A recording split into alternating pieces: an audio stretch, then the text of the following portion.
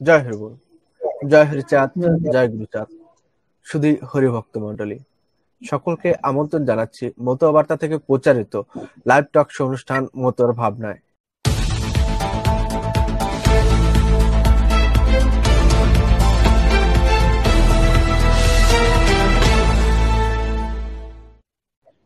আজকে আমাদের 18তম পর্ব এবং আজকে আমাদের সাথে অতিথি হিসাবে আছেন প্রাক্তন প্রধান শিক্ষক অমল কৃষ্ণ সরকার, যিনি পশ্চিমবঙ্গ থেকে আমাদের সাথে যুক্ত হয়েছেন। আজকে আমাদের আলোচ্য বিষয় হচ্ছে সবার উপরে মানুষ সত্য। এই বাক্যটির আলোকে মতুয়া ধর্ম। তো আজ আমরা স্বাগত জানাচ্ছি আমাদের আজকের অতিথিকে। নমস্কার স্যার। নমস্কার স্যার, ভালো আছেন আপনি? হ্যাঁ, ভালো আছি। তাহলে স্যার, আমরা আজকের অনুষ্ঠান শুরু করতে যাচ্ছি। যে আজকে যে বিষয় নির্ধারিত ছিল যে সবার উপরে মানুষ সত্য, এর আলোকে মতুয়া ধর্ম, একটু ব্যাখ্যা করবেন স্যার। জয় হরিচাঁদ, জয় গুরুচাঁদ, জয় মতুয়া ভক্তবৃন্দের জয়। আমি প্রণাম জানাই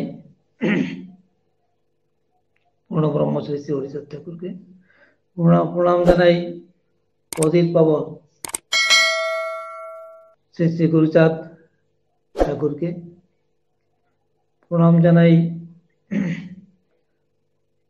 কবিরাজ তারক, গোপাল সাধু সহ সমস্ত মতুয়া ভক্তবৃন্দকে।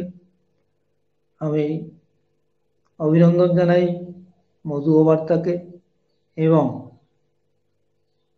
সেই সঙ্গে আমি শ্রদ্ধা জ্ঞাপন করছি আজকের দর্শক এবং শ্রোতা যারা এই লাইভ অনুষ্ঠান দেখছেন এবং শুনছেন।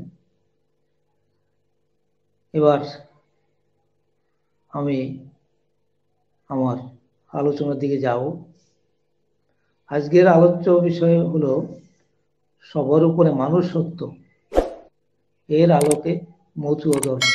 মতুয়া ধর্মে মানুষ যে সবার উপরে সত্য, এই সত্য কতটুকু প্রতিষ্ঠিত হয়েছে আমরা দেখতে পাই। আমি প্রথমে বলতে চাই, এই সবার উপরে মানুষ সত্য,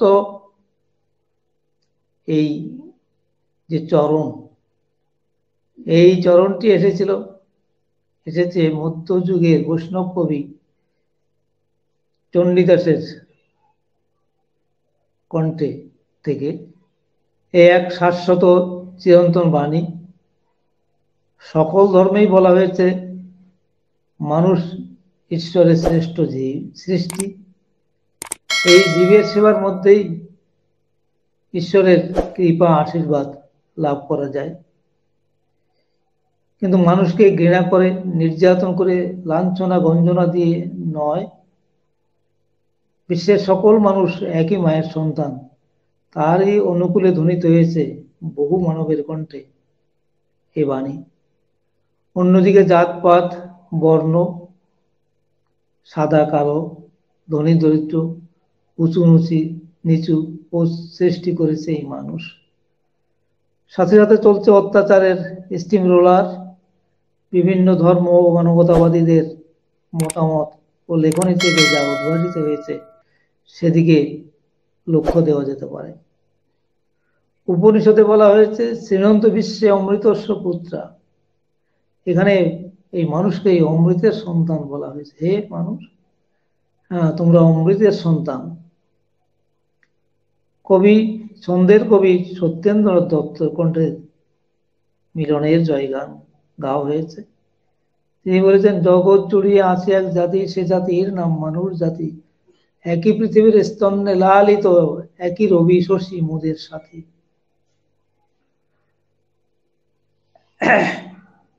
আবার প্রতিটি মানুষের মধ্যেই ঈশ্বর বর্তমান, তা ফুটে উঠেছে যত্র জীব তত্র শিব, এইদের মধ্যে। স্বামী বিবেকানন্দ দৃঢ়কণ্ঠে ঘোষণা করেছেন, বহুরূপে সম্মুখে তোমার সারি কথা খুঁজিছে ঈশ্বর। জীবে প্রেম করে যেই জন, সেই জন সেবিছে ঈশ্বর। অর্থাৎ জীবকে ভালোবাসলে, জীবের সেবা করলেই ঈশ্বরের সান্নিধ্য পাওয়া যায়। ঈশ্বর বলে আলাদা কিছু সেবা করার অথবা সাধনা করার প্রয়োজন নেই।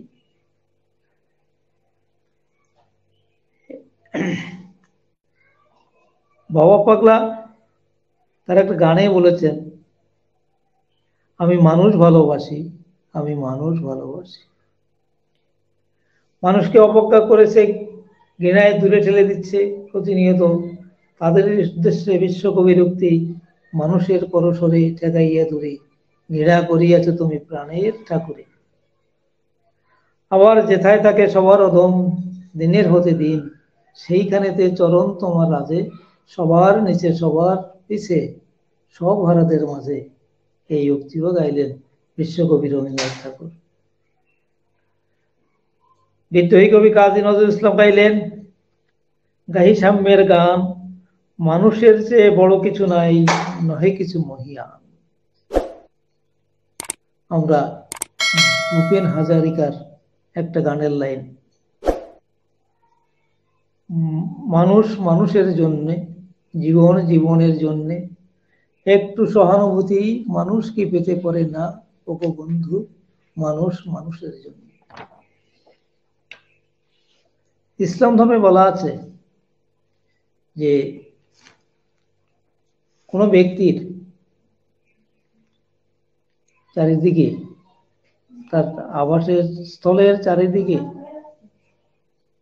40 ঘরের মধ্যে যদি কেউ অভুক্ত থাকেন, তাহলে তার ধর্মের যত ধর্ম তিনি পালন করুন তাতে কোনো ফল হবে না। ঠাকুর অনন্তচন্দ্র বললেন, মানুষ এখন টাকা পর, যত মানুষ পারিস মানুষ ধর। আমরা এ পর্যন্ত দেখতে পাচ্ছি যে মানুষকে ভালোবাসলে, মানুষের সেবা করলে, মানুষের প্রতি আত্মনিবেদন করলে ঈশ্বরের কৃপা লাভ করা যায়, সেটা ঈশ্বরের সেবা হয়। অর্থাৎ মানুষ যে সত্য, এটা এখানে প্রমাণিত হয়। আবার আমরা দেখব মতুয়া ধর্মে, এবার আমরা দেখব মতুয়া ধর্মে মানব সেবা, মানব উন্নয়নের জন্য কি পদ্ধতি গৃহীত হয়েছে এবং সেখানে সবার উপরে মানুষ সত্য এই আদর্শ কতটা প্রতিফলিত হয়েছে। আমরা জানি সমগ্র বিশ্বে জাত পাত বর্ণ, সাদা কালো, উঁচু নিচে, ধনী দরিদ্র, এসব বিষয়গুলো বিদ্যমান, যার ফলশ্রুতি সারা বিশ্বে অশান্তির অনল দাউ দাউ করে জ্বলছে। মতুয়া ধর্মের প্রবর্তক পূর্ণব্রহ্ম শ্রী শ্রী হরিচাঁদ ঠাকুরের জন্মলগ্নের সামাজিক, ধর্মীয়, রাজনৈতিক প্রেক্ষাপট থেকে প্রতীয়মান হয় যে মনোবাদী ব্যবস্থাপনায় নিম্নবর্গীয় মানুষের জন্য ছিল না সামাজিক, ধর্মীয় ও রাজনৈতিক অধিকার। এরা ছিল মেলেচ্ছ, অচ্ছুত, পতিত। ধর্ম পালন তো দূরের কথা, মন্দিরে প্রবেশের অধিকারও ছিল না। ছিল না 3 বর্ণের সঙ্গে ওঠা বসা করা, ছিল না ভোটাধিকার। এই নিঃস্ব অসহায় পতিত মানব গোষ্ঠীর দুঃখমোচনের জন্য আবির্ভূত হলেন 1812 খ্রিস্টাব্দে সফলাডাঙ্গায় পূর্ণব্রহ্ম শ্রী শ্রী হরিচাঁদ ঠাকুর। কবির ভাষায়, মানুষ করেছে মানুষের হেলা, দেখিয়া কাঁদিল প্রাণ, তাই তো তুমি নেমে এলে ধরায় পতিতের ভগবান। ঠাকুর হরিচাঁদের আরেকটি বাণী, মানুষে আসিয়া মানুষে মিশিয়া করিব মানুষ লীলে। তিনি মানুষের মধ্যে এসে মানুষকে নিয়ে লীলা করতে চেয়েছেন, মানুষের লীলা করতে চেয়েছেন। হ্যাঁ, এবং তিনি ভিড় দিলেন যে নিচে হয়ে করিব নিচের উদ্ধার, অতি নিচে না নামিলে কিসে অবতার। কারণ এর পূর্ববর্তী যত অবতারগণ আসছেন তথাকথিত হিন্দু সনাতন ধর্মে, এই নিচু সমাজের জন্য কেউ আসেননি, এদের উদ্ধারের কথা কেউ বলেননি, এদের পাশে সহানুভূতির হাত নিয়ে কেউ দাঁড়াননি। তাই হরিচাঁদকে বলতে হয়েছে যে মানুষ অবহেলিত সমাজে, যে মানুষ নির্যাতিত, যে মানুষ নিপীড়িত, সেই অবহেলিত নিপীড়িত মানুষ, পতিত মানুষের জন্য আমি এসেছি। আমি তাদের মানুষ করতে চাই, মানুষের মর্যাদা তারা পাক, এটাই আমার একমাত্র লক্ষ্য। তাই তিনি প্রথমেই ঘোষণা করলেন শ্রী শ্রী হরিরামতে, সর্বধর্ম লঙ্ঘিয়ে বে করিলেন স্থূল, শুদ্ধ মানুষেতে আরতি এই হয় মূল। জীবে দয়া নামে রুচি মানুষেতে নিষ্ঠা, ইহা ছাড়া আর যত সব ক্রিয়া ভ্রষ্টা। অর্থাৎ তিনি তিনটি স্তম্ভের কথা বললেন। একটা হচ্ছে জীবে দয়া, একটা হচ্ছে নামে রুচি এবং মানুষেতে নিষ্ঠা। এছাড়া আর সব উনি ত্যাগ করলেন, বললেন যে না এগুলো ভ্রষ্টা, অর্থাৎ এগুলো এগুলোকে তিনি পরিহার করলেন। হ্যাঁ, এই জীবে দয়া বিষয়টা আমাদের কাছে খুবই সহজ।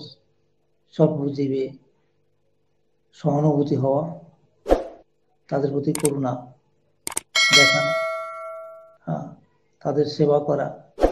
এই আর নামে রুচি, নামে রুচি বলতে বুঝিয়েছেন যে তিনি একটি নামই দিয়েছেন, সেটা হলো হরিনাম, হরিবল। এই হরিবল মহামন্ত্র এটাই দিয়েছেন। তো এই তিনটি স্তম্ভের উপর দাঁড়িয়ে আছে মতুয়া ধর্ম। এবং মানুষেতে নিষ্ঠা, মানুষকে ভালোবাসো, মানুষের সেবা করো। এই মতুয়া ধর্ম হলো পৃথিবীর অন্যতম শ্রেষ্ঠ মানবতার ধর্ম, যেখানে মানুষ শেষ কথা। হ্যাঁ, মানুষই হলো যেখানে শেষ কথা, যে মানুষকে সেবার মাধ্যমে সেই ঈশ্বরের সেবা করা যায়। এবং এই মতুয়া ধর্ম বিশ্বের অন্যতম মানবতার ধর্ম। আমরা পরবর্তীতে আলোচনাতে এই বিষয়গুলো প্রতীয়মান হবে যে সত্যি সত্যি মতুয়া ধর্ম শুধু মানবতার কথা বলে। আমি আসি এবার মতুয়া ধর্মের মূল ধর্মগ্রন্থ শ্রী শ্রী হরিলামৃত, কবি রসরাজ তারকচন্দ্র সরকার বিরচিত। এই গ্রন্থের যে বন্দনা রয়েছে, জয় জয় হরিচাঁদ, জয় কৃষ্ণ দাস, জয় শ্রী বৈষ্ণব দাস, জয় গৌরীদাস, জয় শ্রী স্বরূপ দাস, পঞ্চশত পতিত পাবন হইলব দাস, জয় জয় গুরুচাঁদ, জয় হীরামন, জয় শ্রী গোলকচন্দ্র, জয় শ্রীলোচন, জয় জয় দশরথ, জয় মৃত্যুঞ্জয়, জয় জয় মহানন্দ প্রেমানন্দময়, জয় নাটু, জয় ব্রজ, জয় বিশ্বনাথ, নিজ দাস করে মরে করো আত্মসাৎ। এই যে বন্দনাটি রয়েছে, এই বন্দনার মধ্যে পূর্ণ ব্রহ্ম শ্রী শ্রী হরিচাঁদ এবং পতিত পাবন শ্রী শ্রী গুরুচাঁদ সহ আরো 13 জন ভক্ত কথা রয়েছে, যেটা আমি পাঠ করলাম। এখানে কোনো দেবতা অথবা অন্য কারোর কথা নেই, শুধু মানুষের কথাই আছে। এই মানুষের কথা দিয়েই শুরু হয়েছে শ্রী শ্রী হরিলামৃত গ্রন্থ। অর্থাৎ এখানে যারা শ্রেষ্ঠত্বের আসনে বসেছেন এই বন্দনার মধ্যে, তারা সবাই নরাকারে এই পৃথিবীতে এসেছেন।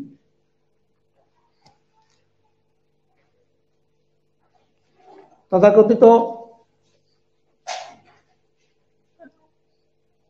বৈদিক হিন্দু ধর্ম, এর আগে যেটা বলা হয়েছে যে সনাতন ধর্ম, এই সনাতন ধর্মকে মোড়া হয়েছে হিন্দু শব্দটা দিয়ে, ব্রাহ্মণ্যবাদী ধর্ম বলা হয়েছে এটাকে।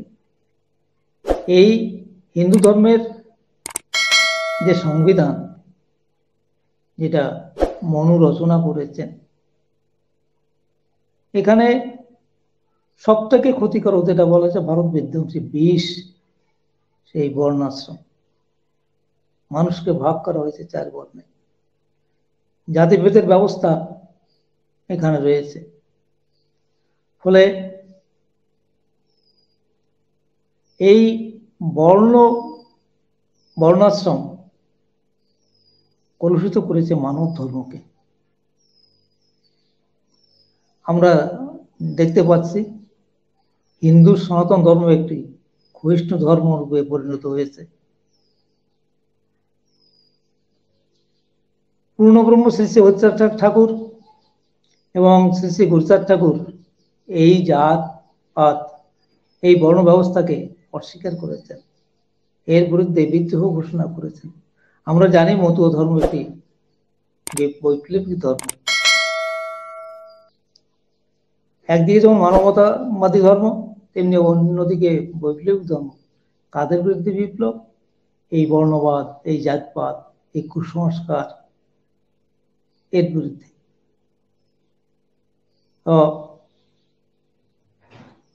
আমি দাদা সরকারের একটা কথাই প্রথমে বলবো, এই জাতপাতের কথা যেখানে বলা আছে, কাহারও জাতিভেদ করিও না, দ্বাদশ সাক্ষাতে বলা আছে। ঠাকুর গুরুচাঁদ এই বিষয়টাকে আরো পরিষ্কার করে বললেন, বিধির বিধানে বলো জাতি আছে কটি, জাতাজাতি করো যদি সেই জাতি খাটি, নরজাতি পশু জাতি ভূচর খেচর, আমি বটে জানি এই জাতির বিচার। মানুষে মানুষে বলো ভিন্ন জাতি কোথা, নরজাতি এক জাতি ভেদ করা বৃথা। জাতির উন্নতি যদি করিবারে চাও, মানবের শুভ যাতে সেই পথে ধাও। মম পিতা হরিচাঁদ মানবের তরে, এসেছিল এ জগতে নরদেহ ধরে।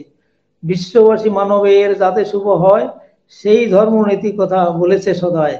মানব গোষ্ঠীর তাতে সুমঙ্গল হবে, নরজাতি দিনে দিনে সে ধর্ম জানবে।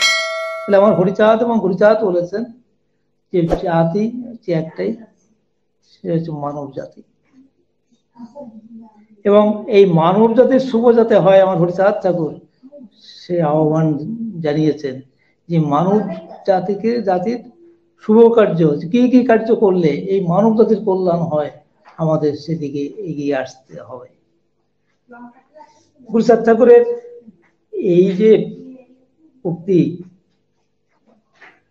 এটাতে প্রমাণ করা যায় যে মতুয়া ধর্ম বিশ্ব মানবতা ধর্মের। উনি শুধু এই ভারতবর্ষের জন্য বলেন নাই, উনি শুধু এই যে হিন্দু সনাতন ধর্মের কথা বলেন নাই, সমগ্র বিশ্বের মানুষ জাতির কথাই বলেছেন, এখানে প্রকটিত হয়েছে এখানে। হ্যাঁ, তাহলে মতুয়া ধর্ম মানবতাবাদী ধর্ম, মতুয়া ধর্ম বিশ্ব ভ্রাতৃত্বের ধর্ম, যেখানে মানুষকেই সবার উপরে ঠাঁই দেওয়া হয়েছে।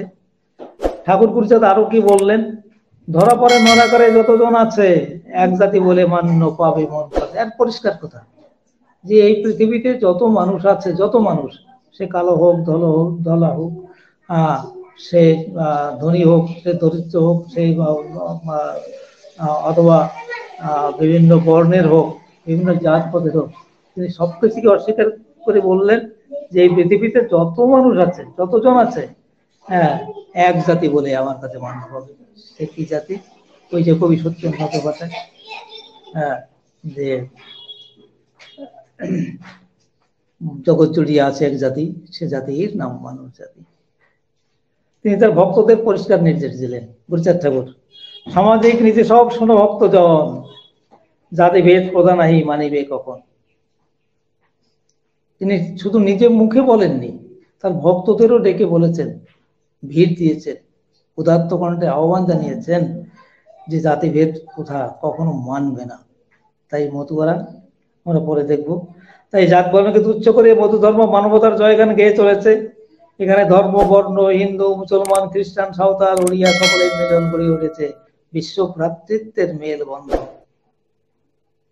এখানে কোনো বিচার নাই যে কে হিন্দু, কে মুসলমান, কে ব্রাহ্মণ। আমরা পরবর্তীতে আরো দেখবো, এটা আরো পরিষ্কার করে বলা হয়েছে। তাই তো পৈতে ছিড়া অক্ষয় চক্রবর্তী, রাম ভরত মিশ্র, বিজয় পাড়ি মতুয়া ধর্মে প্লাবনে ভেসেছে। রাজা মিয়া গোপাল চাঁদের ভক্ত ছিলেন, তিনি দল নিয়ে লক্ষ্মীখালিতে আসতেন সারাটা জীবন। তার বিশাল দল ছিল। রাজা মিয়ার দলটা যখন লক্ষ্মীকালীতে প্রবেশ করতো তখন সমস্ত ভক্তরা এগিয়ে দেখতো। মুসলমান রাজা মিয়া। রমলা সাহা 3 কোটি 5 কোটি উদ্যম কীর্তনে হয়েছে মাতোয়ারা, আত্মহারা। ঠাকুরনগর মতুয়া মহামেলাতে সাঁওতাল মূল নিবাসী ওড়িয়াদের উদ্যম কীর্তনে প্রকম্পিত হয়ে ওঠে কীর্তন খোলা। ব্রাহ্মণ কায়স্থ সাহা সূত্র সাধুনর 36 বর্ণের লোক করিল একত্র। গুরুচাঁদ ঠাকুর এটা করলেন, আমার হরিচাঁদ ঠাকুর এটা করলেন। প্রেমিক কবি ভাবিক কবি অশ্বিনী গোসাইয়ের কাব্যছন্দে বিচিত্র হয়ে উঠেছে, চিত্রিত হয়ে উঠেছে শ্রীদাম ওড়াকান্দিতে তথা যায় 36 জাতি প্রসাদ খায় এক পথে। একতারে বলা হতো, এখন এই কথাটা এত বেশি প্রচলিত নেই যে 36 জাতি, অর্থাৎ হিন্দু ধর্মে এই 36টি জাতি রয়েছে। সেই 36 জাতি এক পথে একসঙ্গে ওড়াকান্দিতে খেত। আমার হরিচাঁদ আমার গুরুচাঁদের আদর্শ মেনে নিই। হ্যাঁ, মানুষ সেখানে শুধু মানুষ, হ্যাঁ, এক পথে খাচ্ছে, একসঙ্গে খাচ্ছে। হ্যাঁ, আর এটা মধুকরের একটা রেওয়াজও আছে যে মধুকরা মহোৎসবে হ্যাঁ হয়তো 4-5 জন মিলে একজনের পাতে খায়, হ্যাঁ, অত প্রসাদ নেয়। এটা এটা মধু ধর্মের একটা বড় বৈশিষ্ট্য। ওখানে মানে না, তাদের মন এতে আনন্দে উৎফুল্ল হয়ে ওঠে যে আরেকজনের পাতের প্রসাদ আমি নিলাম, ধন্য মনে করে জীবন। মতু হলে তার আর জাত থাকে না, মতু ওরা এক জাতি, এটা আমরা দেখলাম। জাতি মোরা হরি বলা আর জাতি কৃষি, অর্থাৎ মতু তারা হরি বলা হয়, মতুয়া হলে তার জাতপাত থাকে না। এটা হচ্ছে কারণ যেহেতু এটা মানবতা, তো সে মানুষ হয়ে যায়, মানুষ হয়। হ্যাঁ, ফলে সমস্ত বিশ্বের সমস্ত মানুষকে সে মানুষের চোখে দেখে। মহর্ষি তারক গাইলেন, মিশে হাড়ি মুচি শৌচ সূচি মোটে নাই জাতির বিচার, হরিচাঁদের অনুচর হয়েছে নানা বর্ণ 51। 51 মানে একসাথে খায়।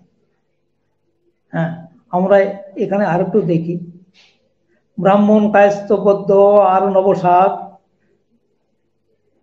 ব্যথিত মুসলমান হলো কত আগুয়ান, হরিচাঁদে পেয়ে তারা বলে মোরা এক।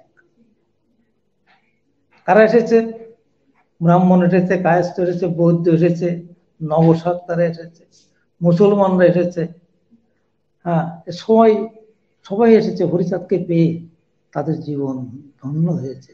হ্যাঁ, এবং কি বলছে তারা? সবাই বলছে না আমরা এক, আমরা ভিন্ন নেই, আমরা সবাই মতুয়া।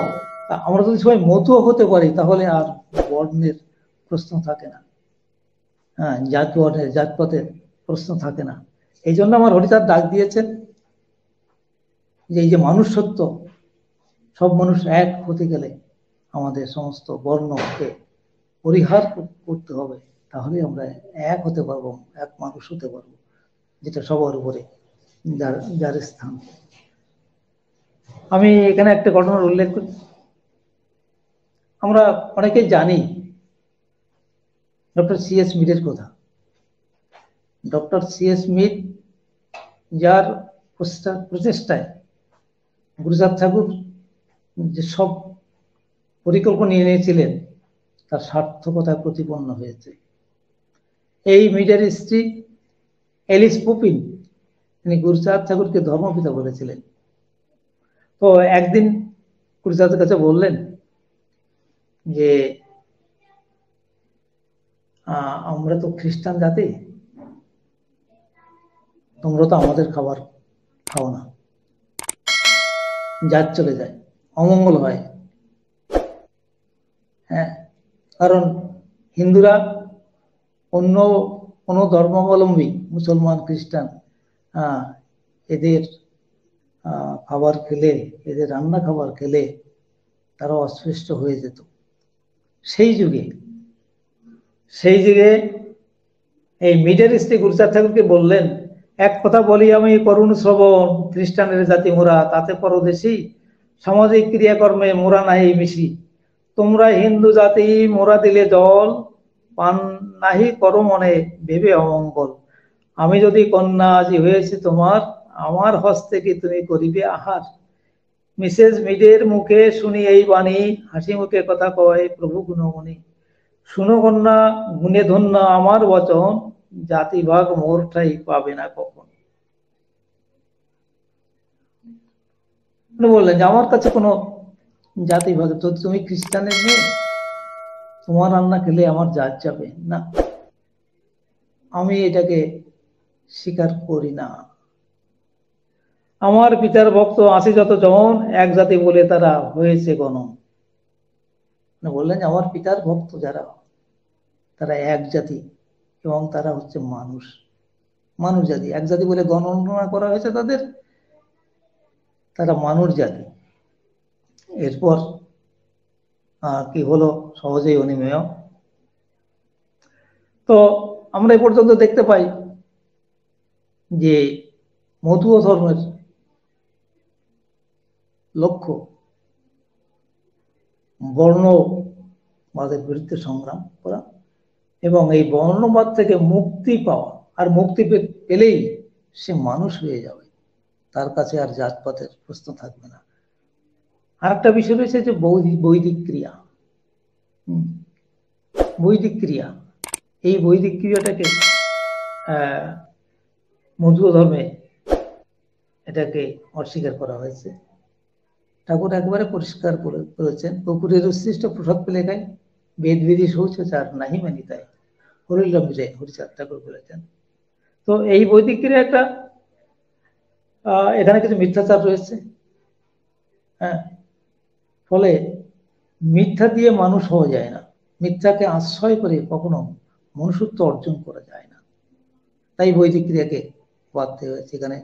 সেই আমি এটা আগেও বলেছি এবং আমার অনেক এসে যে এই বেদ বিধির যে অক্টোপাস, এই অক্টোপাস থেকে ঠাকুর হরিচাঁদ ঠাকুর মতুয়দের মুক্তি দিলেন, মুক্ত করলেন, নিজে তো মুক্ত হলেন আর তার মতুয়দেরও মুক্ত করলেন।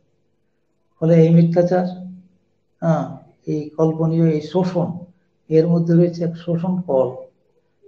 সেই শোষণ কলের থেকে মানুষকে তিনি মুক্তি দিয়েছেন, মুক্তি দিয়ে মানুষ করার চেষ্টা করেছেন। আমরা বলবো যে এই বেদ বিধি থেকে তিনি মুক্ত করে কি ঘোষণা দিলেন? সত্য, প্রেম, পবিত্রতা, মিথ্যাচার নয়, সত্য, প্রেম, পবিত্রতা, মতুয়ার তিনটি কথা তিনি আরো বললেন।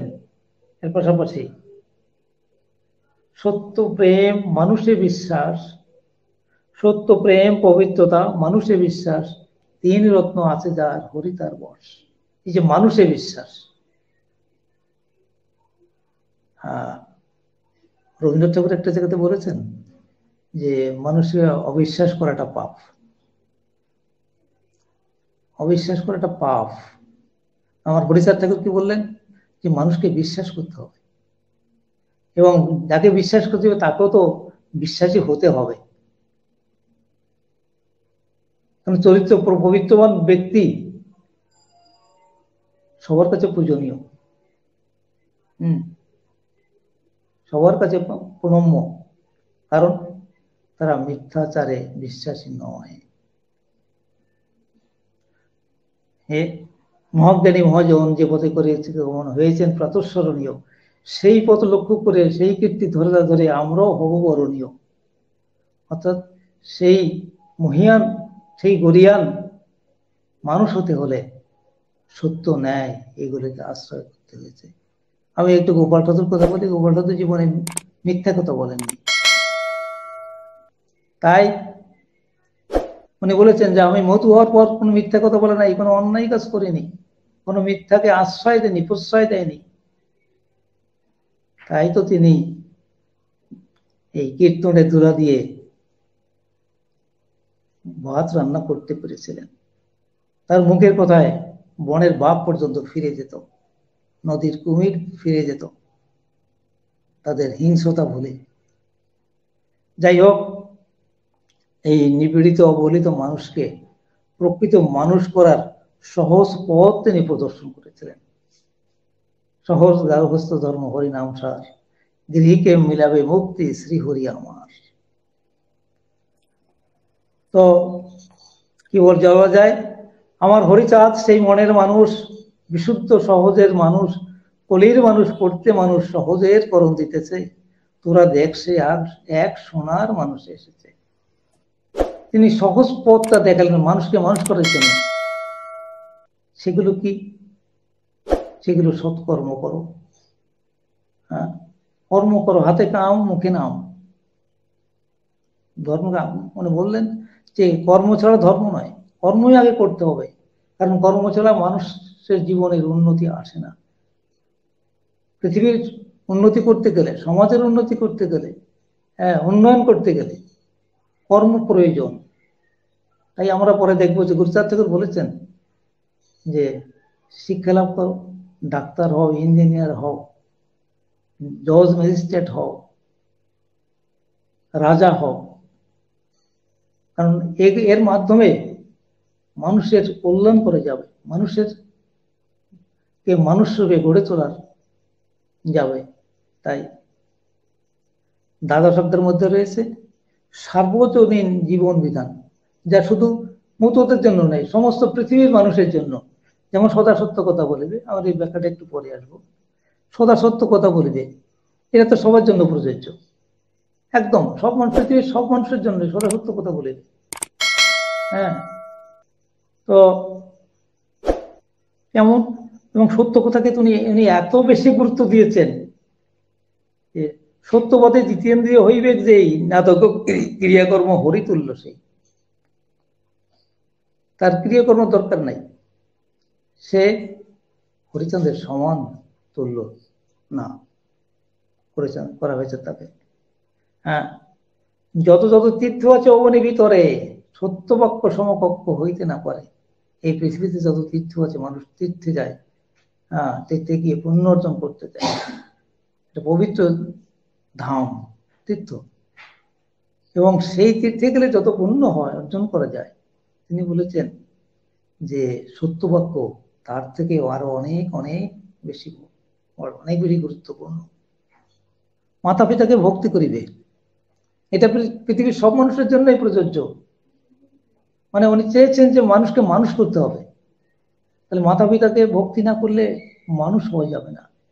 যেমন হরিচাঁদ ঠাকুর কি বললেন, পিতা মাতা গাছের গোড়া, হরি গাছের ফল, গোড়া ধুয়ে আগায় কেন ঢালির জল। অর্থাৎ সমস্ত সাধন ভজন কর্ম জীবন এ সবই বৃথা হবে, নিষ্ফল হবে যদি মাতা পিতাকে ভক্তি করা না যায়। হ্যাঁ, মাতা পিতার পায়ের নিচে স্বর্গ।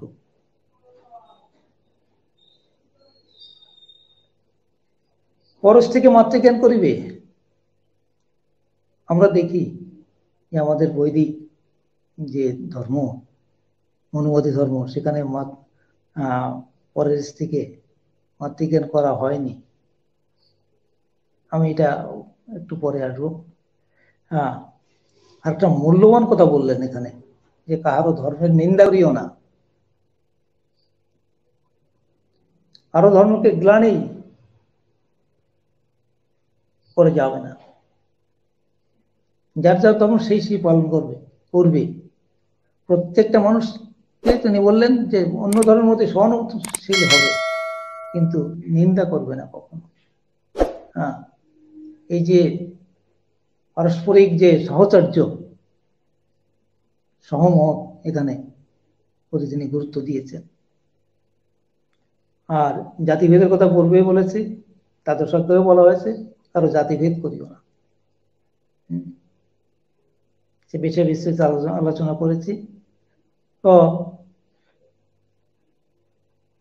আমি এবার এই যে নারী মুক্তির কথা বলবো, যে আমাদের তথাকথিত বৈদিক সমাজে, বৈদিক ধর্মে যেটা বলা আছে, নারীকে যে দৃষ্টিতে দেখা হয়েছে, সেখানে প্রথমে বলে যে নারী নরকের দ্বার, নারী অস্পৃশ্য, অচ্ছুত, নারী শূদ্র, নারী ভোগ্য বস্তু, ভোগের সামগ্রী। হ্যাঁ,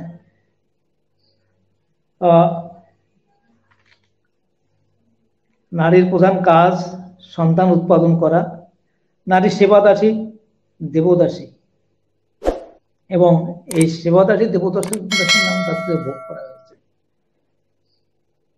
অপরের স্ত্রীকে নিয়ে ধর্ম করা হতো নিজের স্ত্রীকে ত্যাগ করে।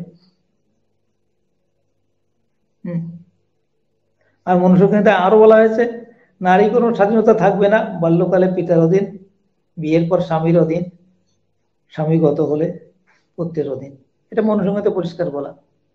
ইহলোকে পুরুষদের দূষিত করাই নারীদের কাজ। বিদ্বান হোক বা মূর্খ হোক, নারী তাদের অনায়াসে বিপদগামী করতে পারে। পতি সদাচারহীন হলে স্ত্রী তাকে দেবতা গানে পূজা করবে। এগুলো মনুসংহিতায় বলা আছে। নারীর কোনো স্বাধীনতা থাকবে না, তার কোনো ব্যক্তি ইচ্ছা, ব্যক্তি ভালোবাসা, মায়া, মোহ, প্রেম এগুলো উপেক্ষিত। আর হরিচাঁদ ঠাকুর নারীর এই দুর্দশা দেখে নারীকে তিনি অনেক উচ্চ আসনে বসিয়েছেন, নারীর মর্যাদা দিয়েছেন। এই যে মানুষ সত্য, মানুষের দুঃখে, মানুষের জীবন যন্ত্রণায় হরিচাঁদ এগিয়ে এসেছে। তিনি কি বললেন? নারী অর্ধাঙ্গিনী। সমস্ত ধর্মে, কর্মে, সামাজিক ক্রিয়ায় তার পূর্ণাঙ্গ অধিকার রয়েছে। এটা তুমি একেবারে বাস্তবে করে দেখিয়েছেন যে নারী তুমি পিছনে পড়ে নাও। হ্যাঁ, তিনি কি বললেন? পরিবে গার্হস্থ ধর্ম লয়ে নিজ নারী। পুরুষের পাশাপাশি, পুরুষের সঙ্গে থেকে সে গার্হস্থ ধর্ম পালন করবে। গার্হস্থ ধর্ম সম্পর্কে আমি আরো একটু পরে বলবো। পরপতি পরসতী স্পর্শ না করিবে। এই যে আমরা আগে দেখেছি যে একজনের প্রতি নিয়ে অন্য জনে ধর্ম করছে, আর ঠাকুর বললেন স্পর্শ করা যাবে না কখনো। পরপতি অর্থাৎ পুরুষ একজন স্বামী অন্য কারোর স্ত্রীকে স্পর্শ করবে না, এবং অন্য স্ত্রী সেও কখনো অন্য পরপুরুষকে স্পর্শ করবে না।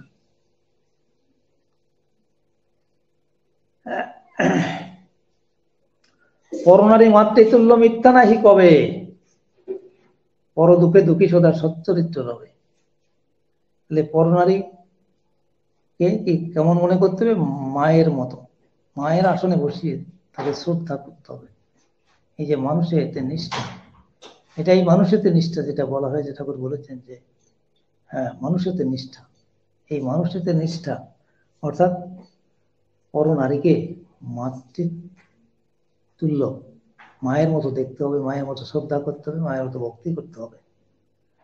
এবং পরদুঃখে দুঃখী সদা সচ্চরিত্র রূপে। দেখুন এখানে আরেকটা পয়েন্ট বেরিয়ে এলো, পরদুঃখে দুঃখী, যে দুঃখীজন তার সেবায় নিয়োজিত হতে হবে, তার দুঃখ নিবারণের চেষ্টা করতে হবে। হ্যাঁ, আর সচ্চরিত্র হবে, চরিত্রবান হতে হবে, চরিত্রবান হতে হবে। পরবর্তী পরস্পতি স্পর্শ না করিবে, ডাকো না ডাকো হরি তোমাকে ডাকিবে। এগুলো পালন করলে হরিকে ডাকা লাগবে না, হরি নিজেই এসে দেখা দেবে, হ্যাঁ আমি আছি তোর পাশে। হ্যাঁ, মানুষের শ্রেষ্ঠত্বকে মানে সম্মান দিয়ে হরি সেখানে আসবে। আমরা লীলামৃতের আর একটা ঘটনা, যেটা হলো দশরথ বিশ্বাস কে ঠাকুরের ভক্ত, তাকে নায়েব দরবারে জুতো মেরেছিল, অত্যাচার করেছিল। কারণ ছিল যে মতুয়া, হরিচাঁদ ঠাকুর সহ মতুয়া ভক্তরা তার বাড়িতে মহোৎসব করছিল।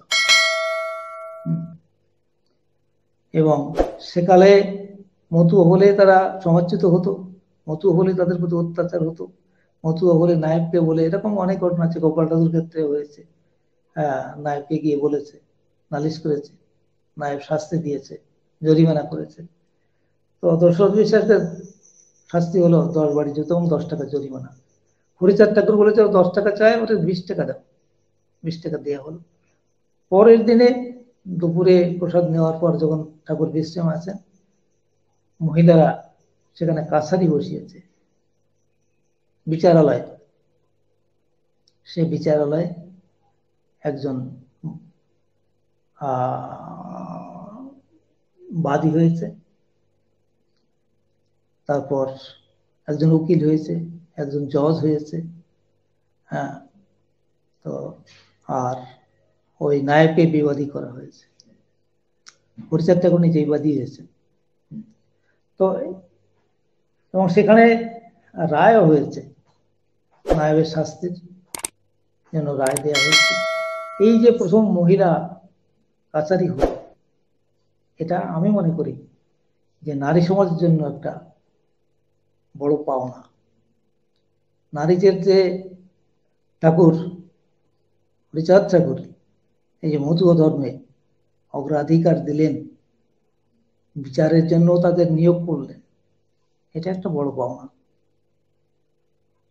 গার্হস্থ্য ধর্ম, বৈরাগ্য সাধনে মুক্তি সে আমার নয়, অসংখ্য বন্ধন মাঝে লভিব মুক্তির স্বাদ মহানন্দময়। কারণ বৈরাগ্য সাধন যেটা, সেটা গার্হস্থ জীবনের বাইরে, গৃহ ত্যাগ করে হয়, সেটা বৈরাগ্য, সংসারের প্রতি বিরাগী। হ্যাঁ, তো এই মতুয়া ধর্ম গার্হস্থ ধর্ম। এই গার্হস্থ ধর্ম, এই গার্হস্থ ধর্মেরটাই হলো মানুষ হওয়ার পীঠস্থান, শ্রেষ্ঠ পীঠস্থান। এখানেই মানুষ, এই গৃহেতেই মানুষ তার আচার আচরণ, তার শিক্ষা দীক্ষা সবই লাভ করে। আর হরিচাঁদ ঠাকুর যে 4টা আশ্রম ছিল সনাতন ধর্মে, তথাকথিত বৈদিক ধর্মে, তিনি সেটাকে ভেঙে এই একটা আশ্রম করলেন, গার্হস্থ আশ্রম। হ্যাঁ, ফলে এই গার্হস্থ আশ্রমের মধ্যে কি আছে? প্রেম, প্রীতি, ভালোবাসা, মেলবন্ধন, এটা পূর্ণতা লাভ করে। এখানে স্বর্গ পাওয়া যায়। কোথায় স্বর্গ, কোথায় নরক, কে বলে বহুদূর। মানুষের মাঝে স্বর্গ নরক, মানুষেই সুরাসুর। স্বর্গ পেতে আমাদের এক অনির্দিষ্ট জায়গার কথা ভাবতে হয় না। এই গৃহের মধ্যেই হরিচাঁদ ঠাকুর এই মতুয়া ধর্মের সেই স্বর্গ স্থাপন করলেন। ফলে এখানে একটা শ্রেষ্ঠত্বের দাবিদার, এখানে মনুষ্যত্বের দাবিদার, এখানে মানুষত্বের দাবিদার এই মতুয়া ধর্ম। বিশ্বের যত উন্নতি হয়েছে, বিশ্বের যত কল্যাণ হয়েছে, সব এই গৃহী মানুষের দ্বারাই হয়েছে। কারণ অর্থ না হলে হয় না, উন্নতি হয় না, কাজ করতে টাকা লাগে। তাই গুরুচাঁদ ডাক দিয়ে বলেছেন, অর্থই অনর্থের মূল, কহে কোন ভণ্ড, অর্থের জানে না অর্থ, সেই সে প্রপগণ্ড। মানুষ করতে হলে, একটা সন্তানকে মানুষ করতে হলে, তাকে লেখাপড়া শিখাতে হলে অর্থের প্রয়োজন। একটা রাষ্ট্র পরিচালনা করতে গেলে অর্থের প্রয়োজন। আর সেই দিশা কথা পূর্ববর্তী কোনো অবতার পুরুষগণ বলেছেন কিনা জানি না, কারণ সেখানে বলা হয়েছে অর্থ হচ্ছে অনর্থের মূল। যেমন রামকৃষ্ণ পরমহংসদেব বলেছেন টাকা মাটি, মাটি টাকা। তো এখানে মধু ধর্ম এটা বলা হয়নি যে অর্থ প্রয়োজন, বিদ্যা চাই, অর্থ চাই, সাগর ডিঙ্গাতে চাই, হতে চাই জজ ম্যাজিস্ট্রেট। আমার গুরুচাঁদ ঠাকুর ডাক দিয়ে বলেছেন, আমার বিদ্যা প্রয়োজন, আমার অর্থ প্রয়োজন। হ্যাঁ, এই যে পিয়ার ঠাকুর, একটু কথা বলি, যখন বিলাতে ব্যারিস্টারি পড়তে যাবেন তখন ঠাকুর পরিবারের টাকার সমস্যা দেখা দিয়েছে। গুরুচাঁদ ঠাকুর বলেছিলেন যে আমার দুটো নাতিকে, ভগবতী প্রফুল্ল ঠাকুর এবং পিয়ার ঠাকুর, প্রমথ রঞ্জন ঠাকুর, আমি দুজনকে বিলাতে পাঠাতে পারি না, আমার অত টাকা নাই। তখন গোপাল সাধু বলেছিলেন যে বাবা কত টাকা লাগবে? ঠাকুর বলেছিলেন যে না, আমাদের মতো গরিব মানুষের জন্য এটা হয় না, এটা রাজরাজাদের কাজ। গোপাল সাধু অনুভব করেছিলেন যে আমাদের মতুয়া ধর্মের জাগরণের মূলে এই যে শিক্ষা আন্দোলন শুরু হয়েছে, এখানে একজন ব্যারিস্টার আমাদের মতুয়া ধর্মের প্রয়োজন। কারণ তখন ব্যারিস্টারি পাশ করা, ব্যারিস্টার ছিল, ব্যারিস্টারি পড়া, ব্যারিস্টারি পাশ করা, এটা ছিল শ্রেষ্ঠ শিক্ষার মানদণ্ড। তিনি অনুভব করেছিলেন যে না, পিয়ার ঠাকুরকে ব্যারিস্টারি পড়তে যত টাকা লাগে আমি দেব। উনি বলেছিলেন করজোড়ে, ঠাকুর কত টাকা লাগে? ঠাকুর বলেছিলেন হ্যাঁ 14,000 টাকা হলে নাকি হয়, বলে আমি দেব। গোপাল ঠাকুর যদি টাকা না থাকতো তাহলে জানি না পিয়ার ঠাকুর মহাশয়ের ব্যারিস্টারি পড়া হতো কিনা। ঠাকুরনগর যে ঠাকুর বাড়ি, এটা স্থাপনের সময় গোপাল ঠাকুর 25,000 টাকা দিয়েছিলেন গড়তে ঠাকুরনগর। গোপাল দেয় যে অংশ তার 25,000 দিয়েছিলেন। শ্রী শ্রী হরিলমিত স্থাপন যখন হচ্ছিল না, গোপাল ঠাকুর একাই দিয়েছিলেন 500 টাকা, এবং সেই টাকা দিয়ে শ্রী শ্রী হরিলমিত ছাপা হয়েছিল। ফলে মানুষকে গড়তে হলে, মানুষের জীবনের উন্নতি লাভ করতে হলে, সামাজিক রাষ্ট্রীয় সব ক্ষেত্রেই যে অর্থের প্রয়োজন, এটা শিক্ষিত জ্ঞানীজন সুধীজন হাড়ে হাড়ে জানেন। আর এই টাকা না হলে মানুষ হওয়া যায় না, এটা নিশ্চিত। আর একটা বড় বিষয় আছে, মানুষ করতে হলে কি প্রয়োজন। আমার হরিচাঁদ ঠাকুর মনে করেছিলেন যে আমার এই জাতিকে যদি জায়গাতে হয় এই নিম্নবর্ণের বর্গীয়, আমি এখানে একটা কথা বলি, হরিচাঁদ ঠাকুর ঘোষণা দিয়েছিলেন যদিও নমকুলে জন্ম আমার, তবু আমি নমরাকার। তিনি কাদের? শিক্ষাহারা দীক্ষাহারা, ঘরে নাই ধন, সেই সব জানি আমি আপনার জন। হ্যাঁ, এটা শুধু নমরুদের কথা উনি বলেন নাই, যে তিনি বলেছিলেন যারা আমরা আগেও দেখেছি যে সেই সাহা আসছে, সেই পদ আসছে, সেই মানে অর্থাৎ কৈত্রীয় নবশাক আসছে, এরকম ব্রাহ্মণ আসছে, কায়স্থ আসছে, সবাই আসছে। ফলে এই সবার উন্নতির কথা, সবার লেখাপড়ার কথা উনি ভেবেছেন, হরিচাঁদ ঠাকুর ভেবেছিলেন। তাই গুরুচাঁদ ঠাকুর বলেছেন, মোর পিতা হরিচাঁদ বলে গেছে মরে, বিদ্যা শিক্ষা দিতে সকলের ঘরে ঘরে। প্রত্যেক মানুষের জন্য শিক্ষা প্রয়োজন। শিক্ষা না হলে মানুষ হওয়া যায় না। কারণ মানুষ হচ্ছে, যেহেতু আমরা পূর্বেই বলেছি সবার উপরে মানুষ শ্রেষ্ঠ, সব মানুষ হচ্ছে তার স্থান এই জীবকুলের সর্বোপরি। তাই তিনি সার্বজনীন শিক্ষার ডাক দিয়েছিলেন গুরুচাঁদ ঠাকুর, যা 2002 সালে অটল বিহারী মানে আমাদের প্রয়াত প্রধানমন্ত্রী অটল বিহারী বাজপেয়ী ঘোষণা দিয়েছিলেন 2002 সালে সর্ব শিক্ষা অভিযান। আর আমার গুরুচাঁদ ঠাকুর আরো তার 150 বছর আগে এই সার্বজনীন শিক্ষার কথা বলেছিলেন। কারণ ধর্ম কর্ম যাই করতে হোক না কেন, শিক্ষা আমাদের প্রয়োজন। তো এখানে তিনি কি বললেন, ছেলে মেয়ে উভয়ের দিতে হবে শিক্ষা। অশিক্ষিত সন্তান যেন নাই থাকে ঘরে। এবং কি অবস্থায় তাদের দিতে হবে, খুব কঠিন কথাটা বললেন, ছেলে মেয়েদিকে শিক্ষা প্রয়োজনে করো ভিক্ষা, ভিক্ষা করেও ছেলে মেয়েদের লেখাপড়া শিখাতে। আমরা দেখেছি ঈশ্বরচন্দ্র বিদ্যাসাগর আজ তার লাইট পোস্টের কাছে গিয়ে বই পড়ে এসেছেন। তার বাবার ওই টাকা ছিল না, তেল কেনার টাকা ছিল না, তাই এগুলো করতেন এইভাবে। বিদ্যা চাই বিদ্যা চাই বিদ্যা মাত্র চাই, বিদ্যা ধর্ম বিদ্যা কর্ম বিদ্যা করো সার, বিদ্যা ছাড়া আর যত সব সার।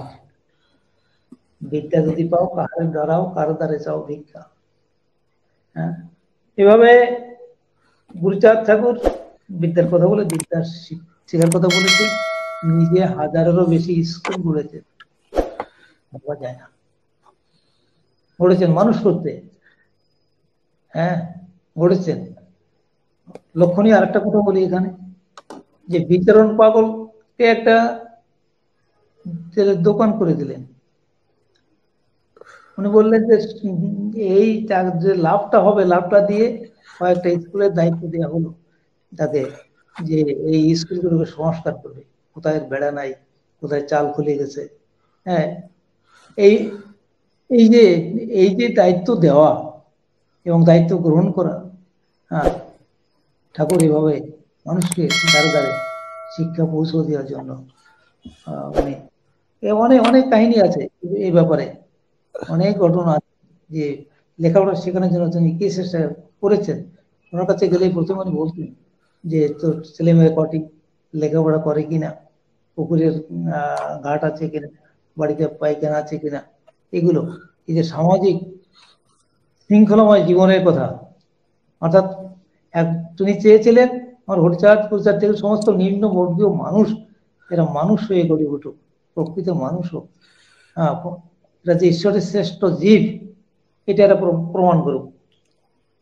ওড়াকান্দিতে মহিলাদের স্কুল করেছেন, নারী সমিতিও করেছিলেন নারী উন্নয়নের জন্য। হ্যাঁ, বিধবা বিয়ে দিয়েছিলেন জাতির প্রয়োজনে, তিনি বললেন। এবং জাতির চণ্ডালত্ব করিতে মোচন, আমার একটা গানের আমি লাইন বলছি, জাতির চণ্ডালত্ব করিতে মোচন, বিধবা বিয়ের হলো প্রয়োজন, তোমার চেষ্টায় বিয়ে দিল দর্শন। গোপাল সাধু প্রথম বিয়ে দিলেন এবং তার 10টা বিয়ে হলো। হ্যাঁ, তো বিয়ে করলো শ্রীনাথ সবার আগে রে, যার সাথে ভাব ছিল তোমার গলায় গলায়, কেমন করে পাবো গো তোমায়, আমার প্রাণের বান্ধব গোপাল চাঁদ রে, বাবা কেমন করে পাবো গো তোমায়। এই কাজটা তিনি করেছিলেন, এই বিধবাদের মুক্তি পথটা যেমন ঈশ্বরচন্দ্র বিদ্যাসাগরকে দেখিয়েছিলেন, এবং সেটা ছিল উচ্চবর্ণের মধ্যে সীমাবদ্ধ, একেবারে এবার মানে প্রান্তিক পর্যায়ের মানুষের মধ্যে এই বিধবা বিয়ের প্রচলন আমার গুরুচাঁদ ঠাকুর করেছিলেন।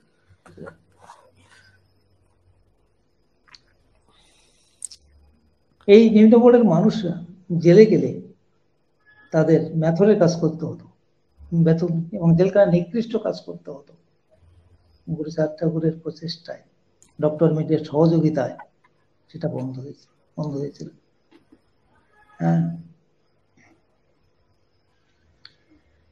কৃষকের উন্নয়নের জন্য যে কৃষকরা আজও সর্বহারা, তাদের নুন আনতে পান সাপ্লাই, লোনের টাকা ব্যাংক থেকে লোন নিয়ে যে টাকায় চাষবাস করে বছর শেষে দেখা যায় তার থেকে যা আয় হয়েছে দেনা পরিশোধ করার জায়গা নেই, অথবা মহাজনদের কাছ থেকে যে ঋণ নেওয়া হয় সেটা ওই পরিশোধ হয় না, দেনাই থেকে যায়। এরকম একটা জায়গাতে তিনি তেভাগা আন্দোলন করেছিলেন এই কৃষকদের জন্য।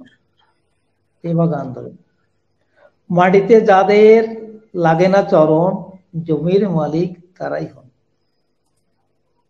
এই তেভাগা আন্দোলনের পরেই যে বিষয়টা চলে আসছে, লাঙ্গল যার জমিদার, সূত্রপাত ঘটালেন আমার গুরুচাঁদ ঠাকুর, মানুষের কল্যাণে, মানুষের মঙ্গলের জন্য।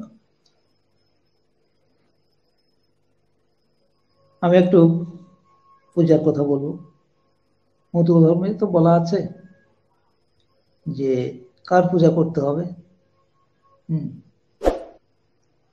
যে বলা আছে, গুরুচাঁদ ঠাকুর বলেছেন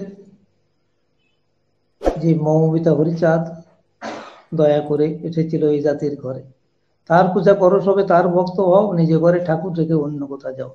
দেখুন, মানুষের কথা বলে গেছে। গুরুচাঁদ ঠাকুর কিন্তু কোনো দেবতার কথা বলেননি। তিনি বলেছেন আমার বাবা পূর্ণকর্ম গুরুচাঁদ ঠাকুর আমার এই জাতির মধ্যে আসছে, ফলে পূজা করতে হবে তার, মানুষের পূজা করতে হবে। তিনি দেবতার কথা বলেননি যে এই দেব অমুক দেবতার পূজা করো, অমুক দেবতা পূজা করেন না। পরিষ্কার মানুষের কথা বলছে, আমার পিতা হরিচাঁদ যিনি এই সমগ্র নিম্ন বর্গীয় মানুষের মুক্তিদাতা, তার পূজা করার কথা বলেছেন।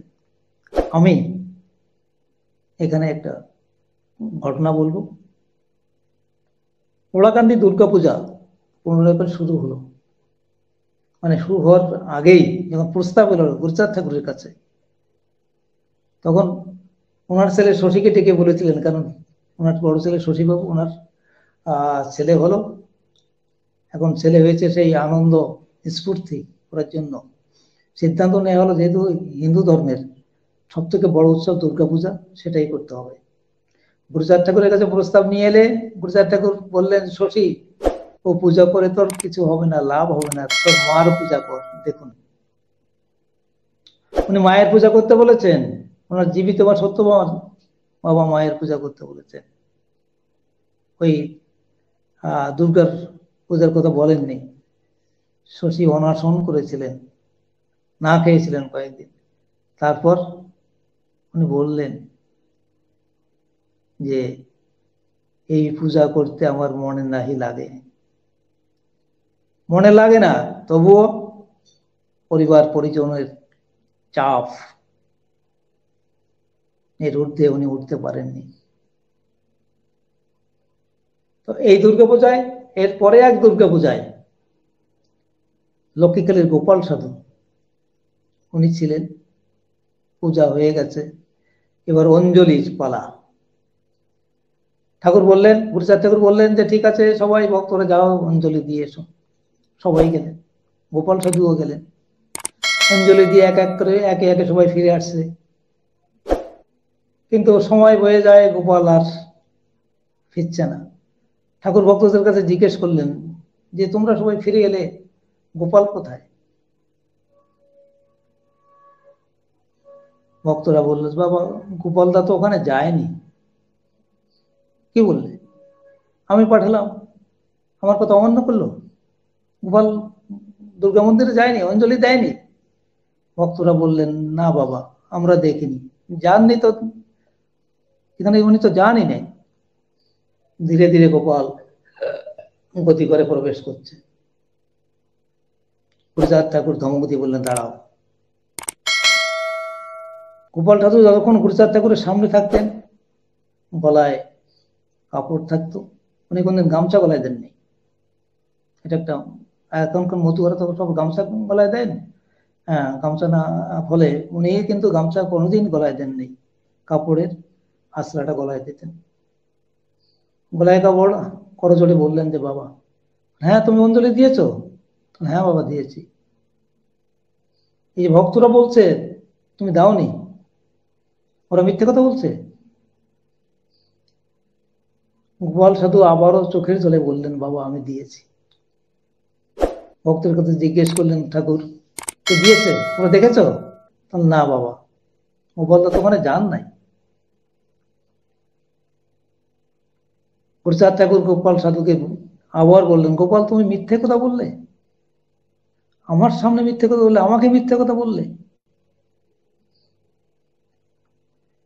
সাধু মশাই আবারও করজোড়ে বললেন, না বাবা, আমি মিথ্যা বলিনি, আমি আমি অঞ্জলি দিয়েছি।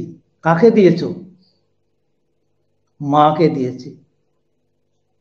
ঠাকুর যেহেতু উত্তেজিত হয়েছেন, এই সাড়া পেয়ে মা সত্যভামা ধীরে ধীরে গদিঘরের পাশে এসে দাঁড়িয়েছেন।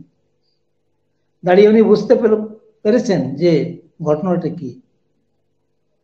উনি এগিয়ে পাটা বের করে দেখালেন, দেখো ঠাকুর, গোপাল আমার পায়ে অঞ্জলি দিয়েছে। ঠাকুর আনন্দে নেচে উঠলেন, ওরে দেখ, তোরা দেখ, আমার গোপাল জানে মধুবানীতি, ও ওর মাকে, মায়ের পায়ে অঞ্জলি দিয়েছে, জীবিত মায়ের পায়ে অঞ্জলি দিয়েছে, ওই মাটির প্রতিমাকে নয়। তো এইভাবেই আমার গুরুচাঁদ ঠাকুর মানুষকে প্রতিষ্ঠিত করতে চেয়েছেন সমাজে, তার ধর্মে। আমি শেষের দিকে আসছি,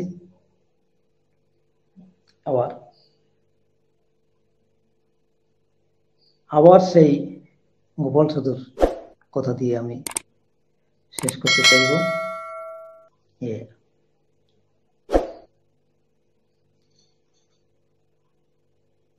গোপাল সাধু মহাশয়কে এক ভক্ত প্রশ্ন করেছিলেন যে বাবা, ঈশ্বরকে কোথায় পাওয়া যায়, তাকে কোথায় খুঁজে পাওয়া যায়, ঈশ্বর কোথায় আছেন, কোথায় থাকেন? গোপাল সাধু বললেন, আকাশের মধ্যে ঈশ্বরকে পাওয়া যায় না, ঈশ্বরকে খুঁজতে হলে মানুষের মধ্যে খুঁজতে হয়, মানুষের মধ্যে ঈশ্বর থাকেন। আর আমার মতব ধর্ম সেই মানুষের ধর্ম, যে ধর্মের মধ্যে মানুষকে শ্রেষ্ঠতম আসনে প্রতিষ্ঠিত করা হয়েছে। আমি রবীন্দ্রনাথের কথা দিয়ে শেষ করব। তবু নত করে আঁখি দেখিবারে পাও নাকি, নেমেছে ধরার ধুলায় পতিতের ভগবান। এই যে পতিতের ভগবান আমার হরিচাঁদ, তার পূর্ণ প্রতীক, মূর্ত প্রতীক এই হরিচাঁদ। জয় হরিচাঁদ, জয় গুরুচাঁদ, জয় মধু অবর্তা। সকলকে ধন্যবাদ দিয়ে আমার বক্তব্য এখানে শেষ করছি। জয় হরি বল। জয় হরি বল। আমি অমলকৃষ্ণ সরকার স্যারকে অসংখ্য ধন্যবাদ জানাই এত সুন্দর একটি বিষয় এত সুন্দরভাবে আলোচনা করার জন্য, আমাদেরকে জানানোর জন্য। সেজন্য তাকে অসংখ্য ধন্যবাদ। এবং আমাদের সাথে এতক্ষণ যে সকল ভক্তবৃন্দ ছিলেন তাদের সকলকেই ধন্যবাদ জানাই। সেই সাথে আমাদের সময় অনেক আগেই অবশ্য শেষ হয়ে গিয়েছিল, তবু আলোচনা অনেক সুন্দর হওয়ার কারণে আমরা অনুষ্ঠানটি কন্টিনিউ করেছি।